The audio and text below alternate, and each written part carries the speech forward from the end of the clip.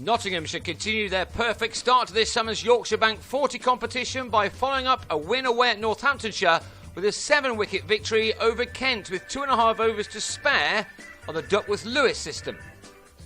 Chris Reed won the toss and decided to have a bowl first, a decision backed up by the fielding of Samit Patel, who returned the ball in quickly from mid-wicket to run out Sam Billings in the second over.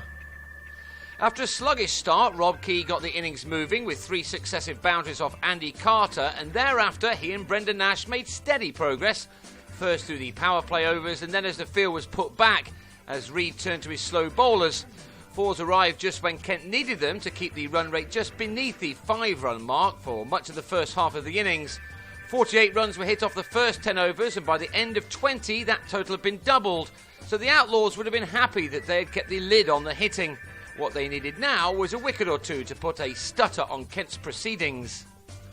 Key reached his 42nd 50 in one-day cricket, 6 of which he converted into hundreds. He got to this one in the 21st over off 70 balls. He struck 7 boundaries within that and had set a very nice platform for those to follow. But Stephen Mullaney was the man to turn this game in his side's favour. He got the first of his career best 4 wickets by bowling Nash off the inside edge for 42 and then having Darren Stevens stumped by Reed for 10. Key on 62 then mistimed a shot off the former Lancashire man and offered Patel a simple catch, while his 4th arrived when Sam Northeast was taken behind by the running Reed. Mullaney ended with figures of 4 for 29 from his 8 overs, his best ever effort, but Patel was less fortunate when Geraint Jones was dropped in the deep in pursuit of late runs. Kent had stumbled from 98 for 1 in the 21st over to 132 for 5 in the 31st, with Graham Swan also tightening things up with an economical return, but with Jones hitting the 1/6 of the innings, Kent did finish strongly.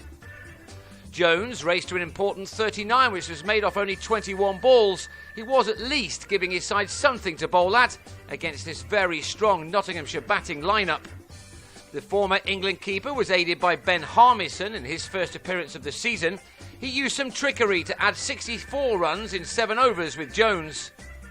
Jones was out with 14 balls of the innings left, searching out Patel off Carter, but it was a much-needed knock from him as it guided his side to a total of 220 for 6 from their 40 overs. Nottinghamshire started their reply, but rain meant that after 5 balls the target was reduced to 140 off 19. They didn't start well, with Michael Lum taking on an impossible 2 and being run out by a distance, courtesy of some excellent fielding from Billings. Alex Hales had no option but to go for his shots early, this pull going the distance. But when he tried to repeat the dose off Mark Davis, he was coolly held on the boundary's edge by Stevens for 21 at 39 for 2 in the 6th over. That brought together James Taylor and Patel, 2 men who started this Yorkshire Bank 40 season really well with big runs in that win in Northampton. Both began to find the boundaries. The home side were just about able to keep up with the necessary rate, a rate made a bit tougher by Duckworth and Lewis. With 10 overs remaining, they'd brought that target down to 76 with 8 wickets in hand.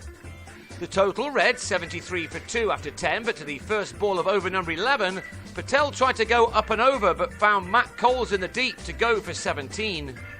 Taylor was in a hurry to get the job done as he had to head to Grace Road for the England Lions game against New Zealand starting on the following morning. Kent, meanwhile, were used to a close finish, having defeated Warwickshire by a single run last weekend, and with 30 runs needed off the last 4 overs, this looked like it was going to be another one, although Ricky Vessels made it all a little easier for his team. The 16th over, bowled by former Nottinghamshire man Charlie Schreck, went for 18, and the job was just about done for the home team, Vessels making 37 off 21 balls. Taylor then saw his side cruise over the line with yet more easy boundaries.